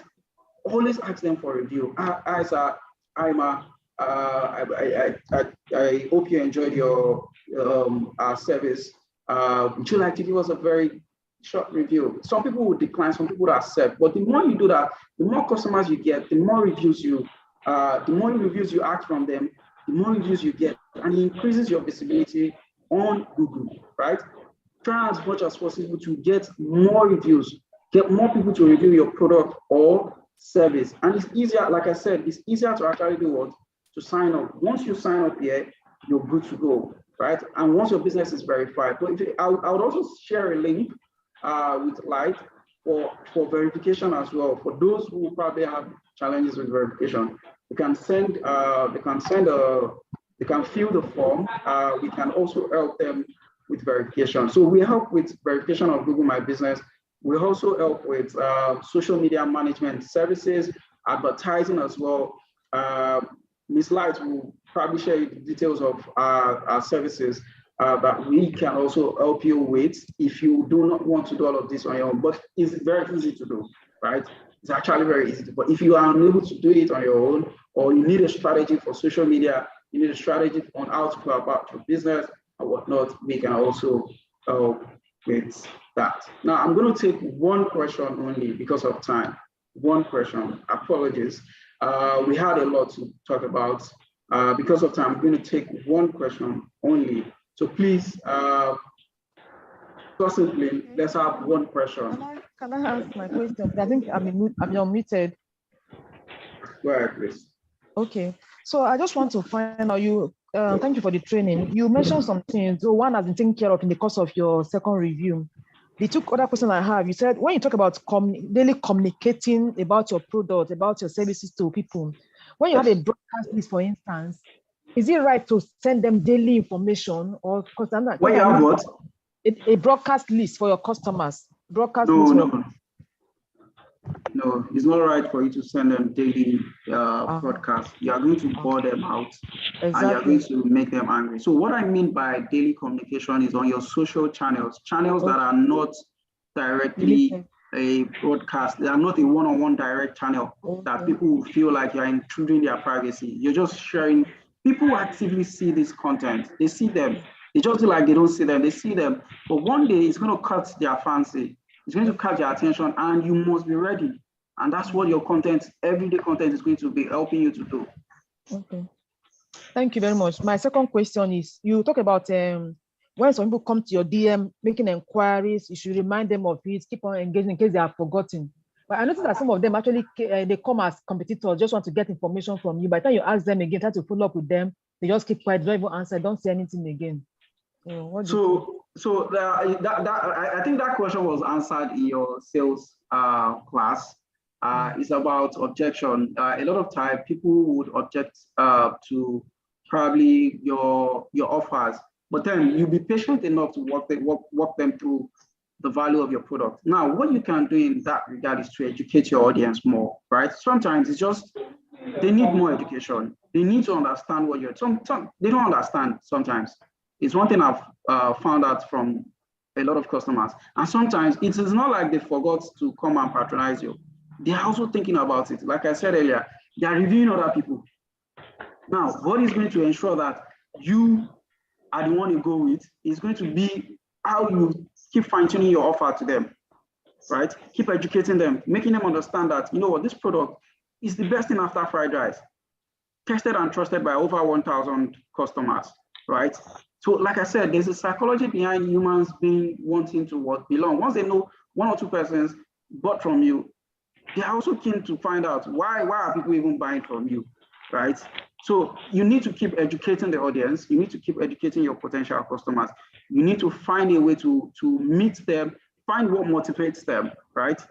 To take action. Sometimes it is not even about your product. It's just that they are all motivated to buy it yet. And then you just set something with your content that motivates them, and then they thought about it and they reach out to you back. I've witnessed this countless times. Do you Okay, understand? thank you. Yeah, I do. But what I'm saying is that some of them are actually competitors that want to know about your product to help them push their own product out. So they come in form of, I see their customers, potential customers, they make inquiries, ask questions, you answer all that you need to answer. By the time you try to follow up with them, they go meet, they don't say anything again and all that. But find out that somehow they are competitors. Want to get Yes, information so from you. there are people like that. There are people like, but I would say that you should pay less attention to those people, Okay. right? Pay less attention to those people and pay more attention to people that are in your immediate customer base, people that will have the potential to actually patronize you, right? You would always encounter competitors. The same way you as a competitor will spy on another competitor, you try to inspire. It's a cycle like that. So that's why I said earlier that you should understand your customer. Once you understand your customer more, it's better for you to actually do what? To focus on them, your core customer. So you're not focusing on competitors that are not, you're not focusing on people that are time wasters, right? Okay. And I can tell you, your customers are there out there. They are there on the internet. Yeah. You just need to speak their language. Once you speak their language, they will draw out of wherever they are calling from, and they'll pay attention to whatever it is you're saying. Find their pain point, find what motivates them, find what inspires them. Use that as a leverage to connect with them. Okay, thank you very much. Yes, you're welcome. So before I go, I want you to follow our page on social media. So we have a marketing agency called The Forge. If you would like to get more information about business, about how you can manage your business, how you can go about managing your business, go about, how do I call it? Get more information about how you can manage your business. The Forge Marketing helps you with this. I'm sharing the link on the chat channel. Please go follow The Forge. And you can send us a DM if you need any help to get started with your marketing of your product or service. Whatever it is you need from us, we are here to help you. We help businesses like yours to grow. My joy is always to see businesses grow from point A to point B. And that's what The Forge is about. The Forge is about pushing, ensuring that businesses see significant growth in their business through marketing, right? And we do all of this via digital marketing. So please go follow The Forge.marketing. You also get some exciting information about how you can do your marketing on social media as well. Thank you, guys. Thank you for your time. Thank you, SMEDAN, the nurse. Thank you, Ms. Light, for giving us this opportunity to share the gospel of marketing as well to a lot of entrepreneurs, business owners right on this call as well. Right? Please, you can send us a message on The Forge. We would also take it up from there. If you want any of our service, Ms. Light we would also share you a document from us as well. I'll share the slide as well with Ms. Light. Thank you all for your time. Thank you so much for having me.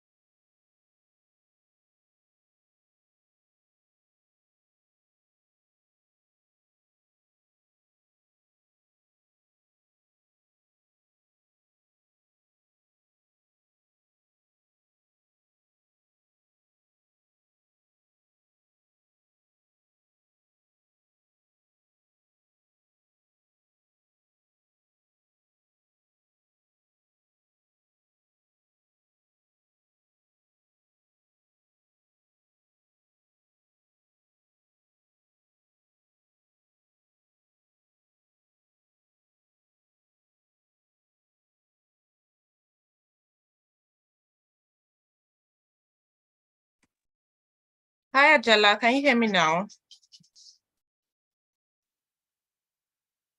Hello?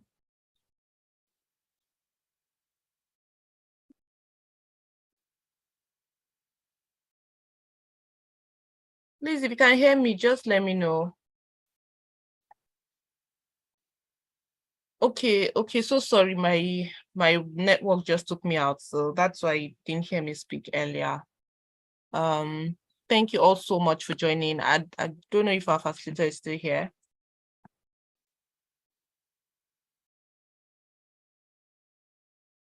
Thank you all for joining. Thank you for your patience. Can you hear me, Ajala? Yes, Light, I'm still here. Yeah, so sorry, my network took me out, so I couldn't hear what you were saying. I had to re-log in. Thank you so much for such an amazing session. Again, I was asking the community why they've not actually sent me a notice of, oh, the time is gone, can we leave now? They were actually enjoying the session and also gaining a lot. So thank you so much for sharing so much knowledge today. And for those that are actually asking for his contact details, I'm still going to be sharing it in the community. So you can join, you can reach out to him. Hi, Jella, you wanted to say something? No, not you, not you. Okay, so I'm going to be sharing his contact details on the group, so you can reach out to him. Also he also has an agency where he works with businesses as to creating their digital marketing strategy and also handling their social media platforms. So if it's service you're interested in, you can also reach out to him as well. So again, I'm going to be posting the attendance form. So for those that are yet to fill in the attendance form, you can quickly do that before you log out of today's meeting. And please remember, we'll be having an exclusive session tomorrow. It's just an hour session. Again, it's not a training. It's just for us to relive the experience we've had so far. It's been a marathon since last week, Monday. So you're coming in to interact, to share your experience and tell us exactly what you've learned so far. So please make it a date with us tomorrow by 11 a.m. Of course, it's going to end by 12. We're not adding an extra minute, just an hour session. And then we'll go on to prepare for our closing ceremony on Friday. So all necessary information will be shared across to you on the group going forward. Thank you so much for coming on board. And please, again, I'll be sharing the attendance form. Please, before you log out, ensure you fill in the attendance form. So you don't come to my dear Mazima, I tried, I left, I forgot. Please don't forget today. Ensure you fill in the attendance form before you log out of today's session. Thank you all so much. And also, I know he mentioned the platforms that our facilitator actually used in showcasing all that he has been teaching. He's going to be sharing the link and I'll share it across to the community so that you can also go like during your convenient time, you can also go through it. You can go through it and ensure you learn, of course, learn everything that has been shared today and also put it to work, put it to practice. And of course, again, the sky, they say it's going to be your limit. So thank you so much for joining today. I'm definitely going to be seeing you all tomorrow. I'll be giving an extra 2 minutes. So for those that are yet to fill in the attendance form, please quickly do so before you log out of today's session. Thank you all so much for coming on board.